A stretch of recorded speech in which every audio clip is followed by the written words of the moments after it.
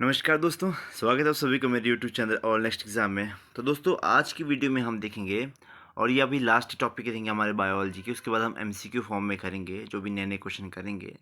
तो आज की हम वीडियो में करेंगे रिप्रोडक्शन के बारे में। रिप्रोडक्शन एक बहुत ही इंपॉर्टेंट टॉपिक रहता है। तो यहाँ से डायरेक्टली क्वेश्चन पूछ लिए जाते हैं, तो क्या क्वेश्चन होंगे, कहाँ से होंगे, वो हम सारा आज की वीडियो में देखेंगे। तो स्टार्ट करते हैं। हमारा रिप्रोडक्शन के सिग्निफिकेंस क्या रहता है। आप रिप्रोडक्शन के पर्पस क्यों होता है, क्यों करते हैं हम रिप्रोडक्शन। एक तो इंडिविजुअल को प्रिजर्व करने के लिए, यानी कि उनके संरक्षण के लिए। और सेकंड वन है कि अपनी जो maintain the chain of species, यानी कि जो हमारी खाद्य श्रृंखला है उसको जारी रखने के लिए।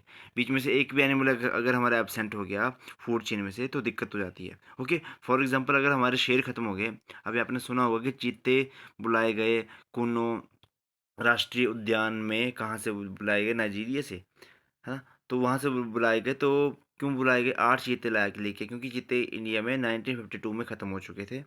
ओके, और ख़त्म हो चुके थे, और वहाँ पे अब फूड चेन तो वहाँ पे डिस्टर्ब हो रही थी, हिरण वगैरह जो ज़्यादा हो रहे थे। तो फूड चेन जो डिस्टर्ब ना हो, तो इसलिए हमारा रिप्रोडक्शन बहुत ज़रूरी होती है। तो हम थोड़ा सा तेज़ी से करेंगे कुछ इस टॉपिक को, ठीक है। एक होती है हमारी सेक्सुअल रिप्रोडक्शन और एक होती है एसेक्सुअल रिप्रोडक्शन। अब सेक्सुअल रिप्रोडक्शन में 2 पेरेंट इन्वॉल्व होंगे और एसेक्सुअल रिप्रोडक्शन में सिंगल पेरेंट इन्वॉल्व रहता है। और सेक्सुअल रिप्रोडक्शन में गैमीट्स वगैरह बनते हैं, एसेक्सुअल रिप्रोडक्शन में ऐसा कुछ नहीं होता। ओके, नेक्स्ट हमारा इनके देख लेते हैं डिफरेंस, यहाँ से आपको पता चल जाएगा। एसेक्सुअल रिप्रोडक्शन में सिंगल पेरेंट, एसेक्सुअल रिप्रोडक्शन में 2 पेरेंट। बाकी प्रोसेस टेक लेस टाइम, यहाँ पे कम टाइम भी कम लगता है और एनर्जी भी कम लगती है। और यहाँ पे सेक्सुअल रिप्रोडक्शन में टाइम भी ज़्यादा लगता है और एनर्जी भी ज़्यादा लगती है, ठीक है। यहाँ पे पॉपुलेशन बहुत ही ज़्यादा तेज़ी से बढ़ती है। यहाँ पे भी बढ़ती है, लेकिन कंपेरेटिवली थोड़ा कम बढ़ती है। इट इन्वॉल्व लेस वेरिएशन, इनमें वेरिएशन जो है कम आती है, यानी कि जैसे पेरेंट्स होंगे वैसे उनके बच्चे बच्चे जो हों दिखने में दिखेंगे। वहीं अगर सेक्सुअल रिप्रोडक्शन में तो थोड़ा सा डिफरेंस रहता है पेरेंट्स से ऑफस्प्रिंग के बीच में। नेक्स्ट है हमारा species are vulnerable in the environment. और यहाँ पे है आपका species can adapt to environment which changes. अब यहाँ पे वल्नरेबल रहते हैं, यानी कि संवेदनशील रहते हैं। पानी में होंगे तो पानी में ही रहेंगे। और यहाँ पे है कि उनको अफ्रीका में डाल दिए तो वो अफ्रीका की तरफ वातावरण में ढल जाएंगे, पहाड़ों पे ले गए तो पहाड़ों की तरह खुद को ढाल लेंगे। ऐसे थोड़ा सा चेंजेस आते हैं। एग्जाम्पल अमीबा और इसमें एग्जाम्पल ह्यूमंस। ओके, यहाँ पे इवोल्यूशन या इनकी वजह से इवोल्यूशन नहीं होता और इनकी वजह से इवोल्यूशन होता है। अब इवोल्यूशन होता क्या है, देखो हमारा जो है चेंजेस होते रहते हैं। मतलब पीढ़ी दर पीढ़ी जो है वो हमारे चेंजेस होते रहते हैं, स्पीसीज दर स्पीसीज। जब जैसे जैसे उनमें वेरिएशन आती है, वो और वेरिएशन की वजह से हमारा इवोल्यूशन जो है वो होता है। ओके, तो एसेक्सुअल रिप्रोडक्शन के पार्ट टाइप देख लेंगे। फ्यूजन होता है, फ्रेगमेंटेशन होती है, बडिंग होती है, स्पोर फॉर्मेशन होती है, रीजनरेशन होती है, वेजिटेटिव रिप्रोडक्शन होती है, ठीक है। फिजन भी 2 तरह की होगी, बाइनरी फिजन और मल्टीपल फिजन। इनको हम डिटेल में देखते हैं अभी। बाइनरी फिजन, अब बाइनरी फिजन होती है अमीबा में, यानी कि यहाँ पे एक से बनते हैं 2, ठीक है। 2 डॉटर सेल्स जो है वो आपका डिवाइड होंगे, ठीक है। पहले इनका सेल सेल के अंदर न्यूक्लियस डिवाइड होगा, फिर न्यूक्लियस के बाद जो होगी ये डिवाइड होना स्टार्ट हो जाएंगे, ठीक है। तो इसमें एग्जाम्पल है अमीबा, पैरामीशियन, यूग्लिना। एग्जाम्पल आपके लिए इंपॉर्टेंट है, बाकी तो आपने ये पढ़ा ही होगा, 8th क्लास से स्टार्ट हो जाता है ये तो।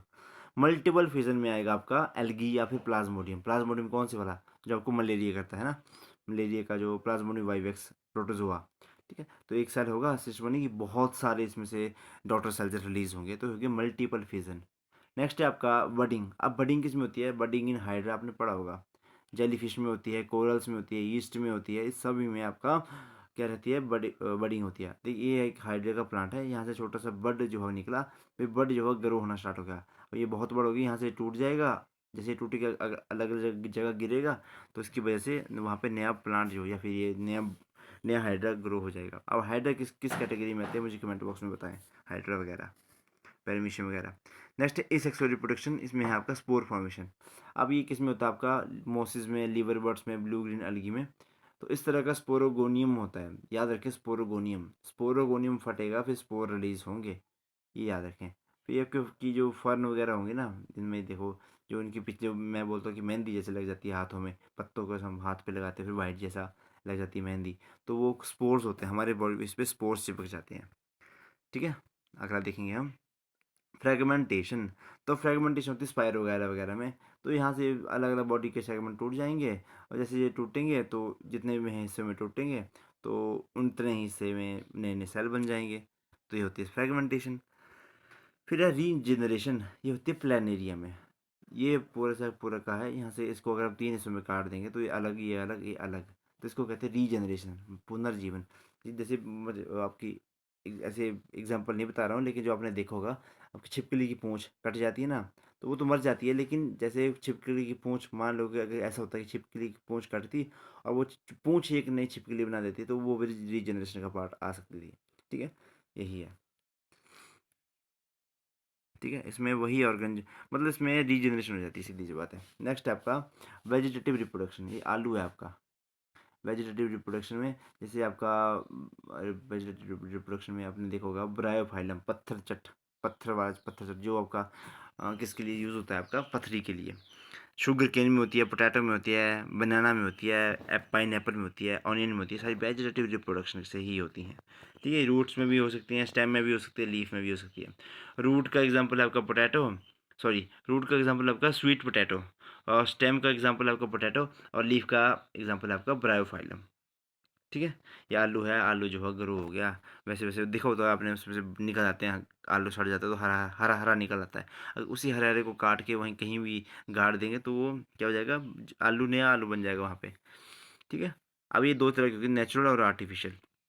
अब नेचुरल में यही जैसे कि खुद ब खुद ग्रो हो जाएगा, तो नेचुरल स्टेम लीव कुछ कहीं में भी।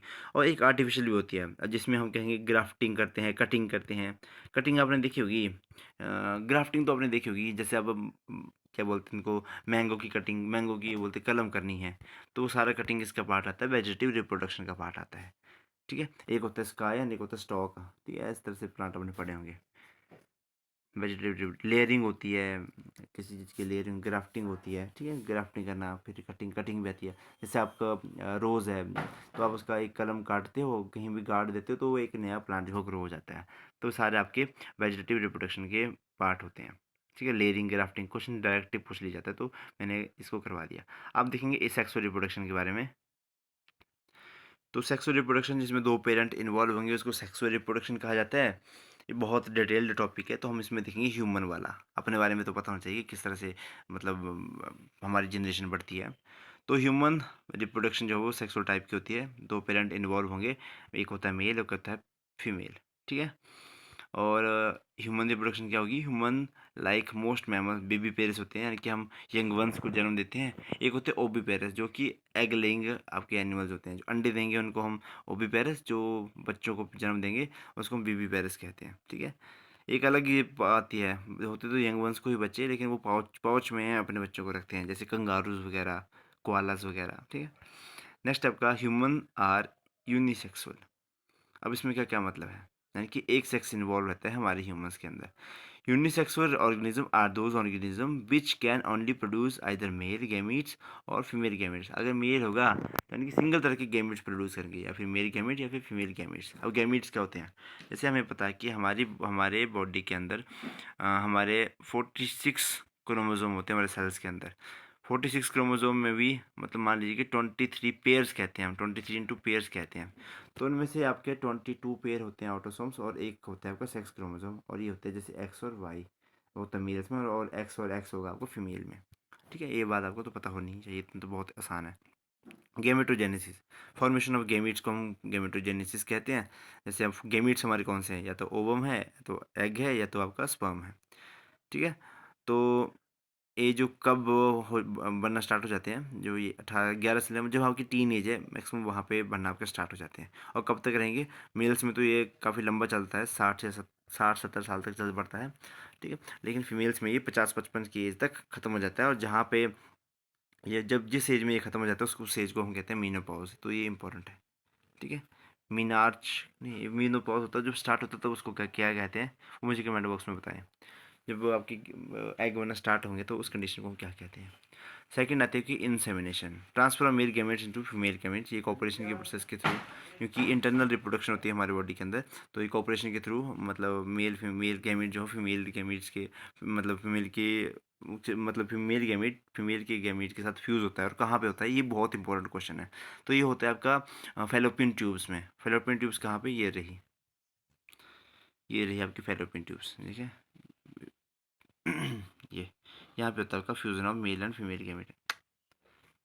ठीक है, यहाँ पे फ्यूजन ऑफ मेल गैमेट्स और फीमेल गैमेट्स को हम कहते हैं फर्टिलाइजेशन। और ये कहाँ पे होती है? फैलोपियन ट्यूब्स में होती है, जो कि वीमेंस के अंदर होती है। फिर वीमेंस के अंदर देखो इस तरह से हमारा जो हमारा क्या है, एग के अंदर जो स्पर्म जो है वो क्या हो जाता है, स्पर्म अपने जो उसका न्यूक्लियस उसको इसके अंदर ट्रांसफर कर देता है, टेल टूल बाहर रह जाती है। ठीक है, ये भी बहुत ही अलग प्रोसेस है, बड़ी तगड़ी प्रोसेस होती है, क्योंकि हमारे स्पर्म्स, क्योंकि 3 लेयर होती है हमारे एग के ऊपर, जोना रेडिएटा, जोना पेलुसिडा, जोना, मतलब इस तरह से बड़ी, मतलब बहुत उसके लिए बहुत तगड़े तगड़े मतलब केमिकल चाहिए होते हैं। जैसे आपके स्पर्म के ऊपर होते हैं एक्रोसोम वगैरह, तो वो हो उनको गला क्या बोलते हैं उसको, मतलब वहाँ पे जैसे उनके साथ रिएक्ट करेंगे तो वहाँ पे अब होल बना लेते हैं ये। ठीक है, तो जाइगोट फॉर्मेशन, जब आपका फर्टिलाइजेशन होगी उसके बाद बनेगा जाइगोट। अब आपके गैमीट्स होते हैं ना, वो क्या होते हैं, मतलब 1n नंबर होते हैं, और आपका जाइगोट 2n नंबर होता है, डिप्लॉयड होता है ये, वो हैप्लॉयड होते हैं आपके सेल।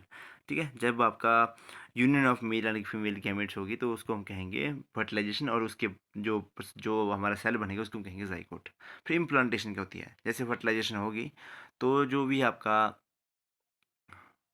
सेल होगे ना, वो क्या, जो भी आपका मतलब जाइगोट वगैरह बनेंगे, थोड़ा सा इसमें चेंजेस आएंगे, ब्लास्टुला बनेंगे, तो उसके बाद वो क्या हो जाएगा, वो हो जाएगा यहाँ पे इम्प्लांट, आपकी यूट्रस की मायोमेट्रियम लेयर के अंदर। ठीक है, तो ये होगी वहाँ पे इम्प्लांटेशन। फिर होगी गैस्टेशन पीरियड, जब एम्ब्रियो फॉर्मेशन हो जाएगा, प्लेसेंटा बन जाएगा। प्लेसेंटा क्या होता है? The intimate connection between mother and foetus को हम क्या कहते हैं? प्लेसेंटा कहते हैं। ठीक है, प्लेसेंटा जिसके थ्रू ही बच्चा को मतलब सब कुछ मिलता है, खाना मिलता है, पानी मिलता है, और अपना वेस्ट मटेरियल प्लेसेंटा के थ्रू ही बच्चा जो है बाहर करते हैं ना, तो ये आगे प्रेजेंटेशन। फिर आ गया आपका मेल रिप्रोडक्टिव सिस्टम, देख लेते हैं। तो मेल रिप्रोडक्टिव सिस्टम में क्या होता है? 2 टेस्टिस होते हैं, और एसेसरी एसेसरी डक्ट्स होंगी, इसमें मेल ग्लैंड्स होंगे, और एक्सटर्नल जेनिटेलिया होगा। तो ये होता है का मेल रिप्रोडक्टिव का पार्ट सिस्टम। अब देख लेते हैं इसमें क्या क्या कहाँ कहाँ पे है। Andrology is the medical field which that specialized is man reproductive health. ठीक है, एंड्रोलॉजी को याद रखें। अब देखो यहाँ पे होगा आपका सेमिनल वेसिकल, ये आपका रेक्टम आ गया, ये आपका एनस आ गया, ये प्रोस्टेट ग्लैंड आ गया आपका, एपिडिडिमस, जहाँ पे ये अटैच होगा आपके क्या बोलते हैं इसको, टेस्टिस, ये टेस्टिकल्स होते हैं आपके। स्क्रोटम इसके बाहर एक थैली जैसी होती है, ये क्यों होती है? ये आपके टेस्टिस के जो क्या बोलते हैं, टेम्परेचर के लेवल को, बॉडी के टेम्परेचर के से 2-3 डिग्री कम रखती है। फिर आपका ब्लड, यूरिनरी ब्लैडर आ गया, ट्यूबिक बोन आ गई आपकी। ठीक है, ये सारे इसमें जाएंगे। वैसा वैसा डिफरेंस या यूरिथ्रा, ये सारा इसमें आपका पढ़ा होगा आपने सभी ने ये। ठीक है, बाकी टेस्टिस के बारे में देख लेते हैं। It is a bunch like structure outside the pelvic organ is called scrotum.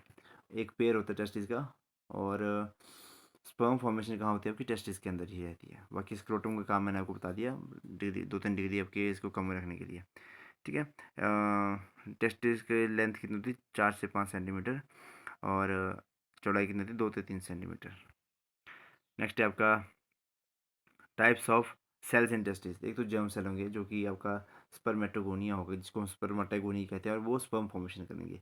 फिर आपके सर्टोली सेल्स, जो कि आपके उनको न्यूट्रिएंट्स प्रोवाइड करवाएंगे, किनको, जो भी आपके सेल्स होंगे। फिर होंगे लेडिक सेल्स। याद रखिए, सर्टोली सेल जो है न्यूट्रिएंट्स प्रोवाइड करते हैं। ये क्वेश्चन आता है बहुत बार कि कौन से सेल जो है वो न्यूट्रिशन प्रोवाइड करवाते हैं टेस्ट आपके स्पर्म्स को, तो सर्टोली सेल।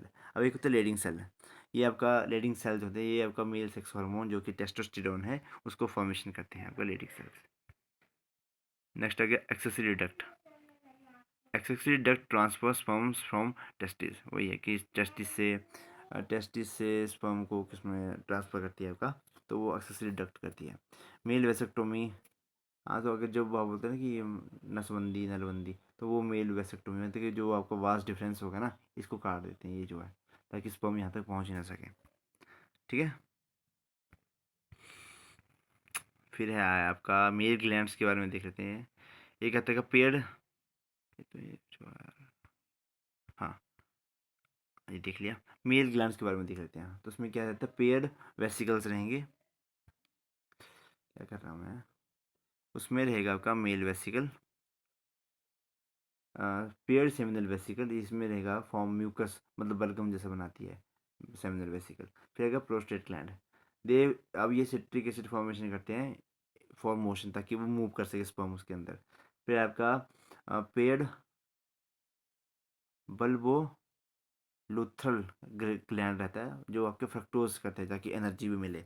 ठीक है, तो यही आ गया आपका। अगर आप स्पर्म सीमन किसको कहते हैं, जब आपका स्पर्म फ्रक्टोज और सिट्रिक एसिड आपका मिलते हैं ना, तो मिलते हैं तो वो उनको कहते हैं सीमन है ये इनका। ठीक है, और out out of external genitalia area उसको यूरिथ्रा कहते हैं। ये छोड़िए, नेक्स्ट देखेंगे अभी हम स्पर्म के बारे में। अब मिलियंस ऑफ स्पर्म जो है वो एक बार जो है रिलीज होते हैं। अब फर्टिलिटी रेट ऑफ स्पर्म जो 60% होती है। Hormone help in sperm formation जिसको हम कहते हैं टेस्टोस्टेरोन। अब ये होता है स्पर्म का कुछ इस तरह का शेप। देखो ये होता है एक्रोसोम, माइटोकॉन्ड्रिया, स्पिंडल फॉर्मेशन होती है इधर, मतलब बहुत ये इसका मूव टेल लगी होती है क्योंकि मोटाइल होते हैं ये, मूव करते हैं ये। ठीक है, फिर नेक्स्ट आ गया कि मेल रिप्रोडक्टिव सिस्टम। तो मेल रिप्रोडक्टिव सिस्टम में, सॉरी फीमेल रिप्रोडक्टिव सिस्टम में, इसमें क्या होगा, आपकी ओवरीज वगैरह होंगी, फिर ओवरीज वगैरह होगी, फिर आपका यूरिनरी ब्लैडर वगैरह होगा। ठीक है, तो ये क्या करती है, प्रोवाइडिंग न्यूट्रिशन। अब आपका रिप्रोडक्टिव सिस्टम ही एग को न्यूट्रिशन भी प्रोवाइड करवाता है, डेवलपिंग एम्ब्रियो को न्यूट्रिशन प्रोवाइड करवाता है। ठीक है, ये सारा उसी में आता है। फिर नेक्स्ट आ गया क्या होता किस तरह का है, तो ये देखिए, ये आपकी ओवरीज होती हैं, 2 ओवरीज होंगी। ठीक है, फिर आपका एक यूट्रस होगा, सर्विक्स होगा, वेजाइना होगा, फिर आएगा। ठीक है, ये सारा इसमें आ जाता है। फिर नेक्स्ट देख लेते हैं हम, द फीमेल रिप्रोडक्टिव सिस्टम में 3 पार्ट होते हैं। एक होता है कहता है वुल्वा, तो vulva which leads to the vagina, the vaginal opening of the to the uterus. ठीक है,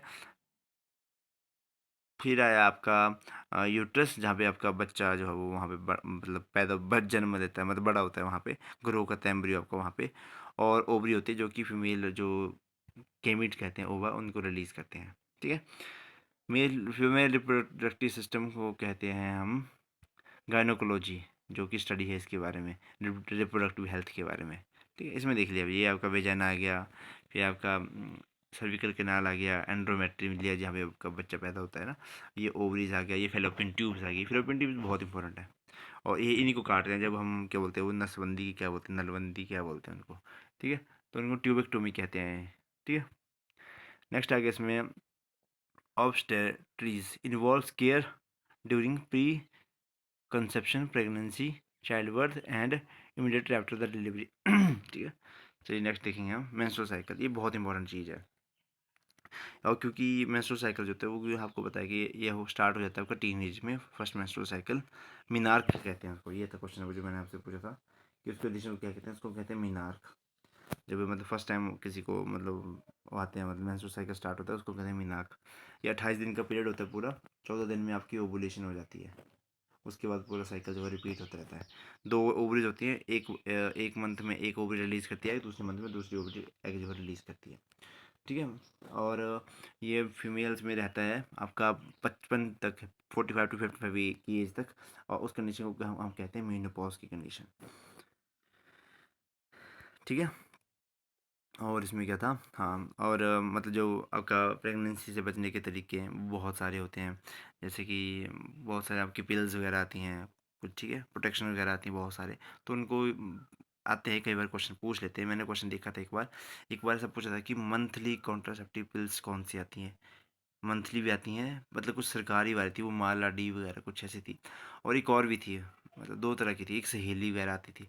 तो वो क्वेश्चन मैंने देखा है 2 बार कहीं पे, शायद वो प्रीवियस ईयर में कहीं न किसी में मैंने देखा था, ये क्वेश्चन पूछ लेते हैं। ठीक है, तो एक आपका पूरा मेल और फीमेल रिप्रोडक्टिव सिस्टम के बारे में। ओके, तो इसी के साथ करते हैं हम इस वीडियो को समाप्त यहाँ पे। आज आज के बाद जो वीडियोज़ आएँगी या तो इन्फॉर्मेटिव वो आएँगी, एमसीक्यू फॉर्म में आएँगी, या तो कुछ और, तो उसमें थोड़ा बहुत चेंजेस करके आपको जो मुझको लगेगा कि करवाना चाहिए और तो डिटेल में करवा दूँगा। तो इसी के साथ करते हैं वीडियो को समाप्त यहाँ पे। आपका दिन शुभ हो। धन्यवाद। जय हिंद, जय हिमाचल।